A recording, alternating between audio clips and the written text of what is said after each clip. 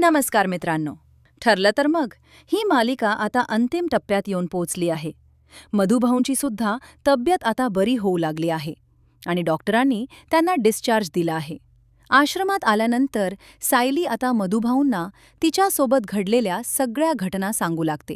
कशाप्रकारे सगळीकडे तिला लहान तन्वीचा भास होत आहे.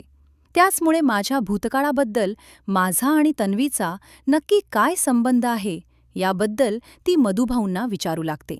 महत्वाचं म्हणजे मधुभाऊंना तर खूप अगोदरच माहिती पडलंय की सायलीच खरी तन्वी आहे.